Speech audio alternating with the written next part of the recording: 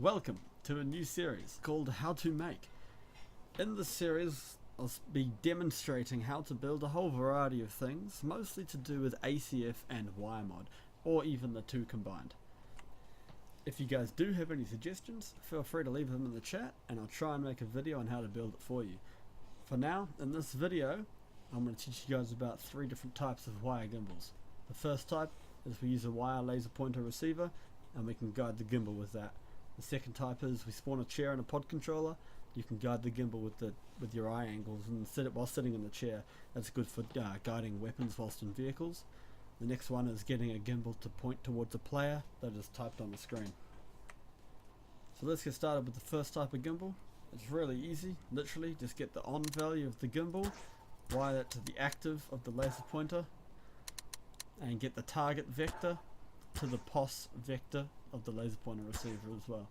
So now all you have to do is get out your laser pointer receiver, left click to turn it on, and right click. Make sure you right click that laser pointer receiver.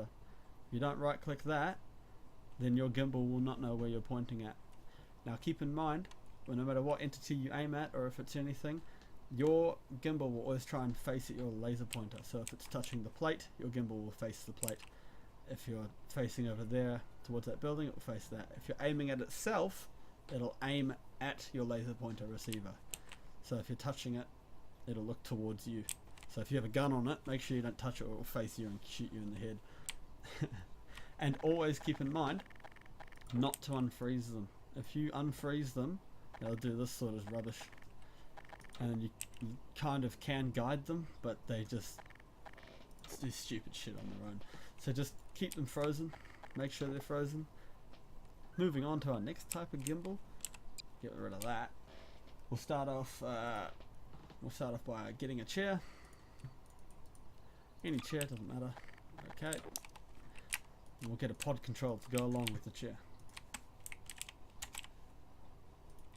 Make sure it's spawned on the back or anywhere near it, and right click the pod controller with the pod controller tool in your hand and right click the chair. That way you link the pod controller to the chair.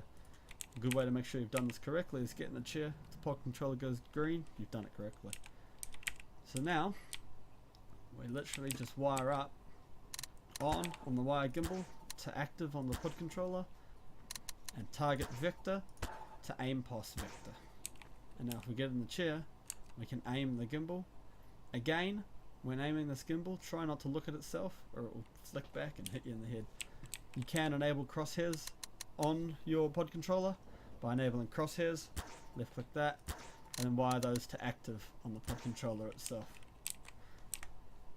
Now for our next gimbal, what we're going to need a target finder. And now to configure your target finder, make sure you have the same settings as I do. Minimum range 1, maximum range, set to spam that with like 9s or 0s, whatever. Maximum number, there should be a number of targets, make that 1. Maximum number of bogeys, make that 30. Minimum range 1. Target players. If you want it to target NPCs, not a problem, just tick that box. You can make it also not target yourself by clicking that. You can have a name filter, so if someone's in the name, let's say myself, you don't have to type their whole name, just type part of it, and you can place that down, and you should be able to find a target. Now, to go with that, we need to go to Gate, Entity, and we need to find a position. We can find position here. We can wire entity to the _entity, not create entity. Because that create _entity, all that does is just gives you the name of the entity, so the name of the target finder, not the name of the player.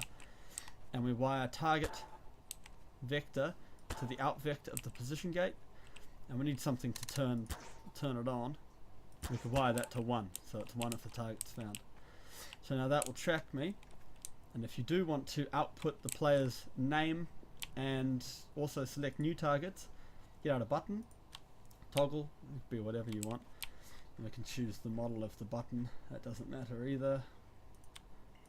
There we are, and we'll get out a text screen, get rid of this. You can make that blank, it doesn't really matter, spawn that down. When you go to gates, back in entity, and we need to find the name. So name, spawn that down as well, and take that entity to to the same entity as the target acquired, because that's your player, and then take the string of the screen to the name chip. Now my name's too big for that, so lower the text size of the screen, rewire it up. There we go. So you've just got to, if you update the screen, you've got to rewire it to your gate again, and then next target 1 to your button. So now if there was another player on the server, obviously I could switch between them, but I can't in this case, but that will work. And that will change who that's targeting at, and you can remember, just stick a turret on it and don't unfreeze it. You unfreeze it, it'll do silly things. Like right now it's just floating away slowly. Anyway guys, thanks for watching. I hope you enjoyed. Like and subscribe. I'll see you guys later.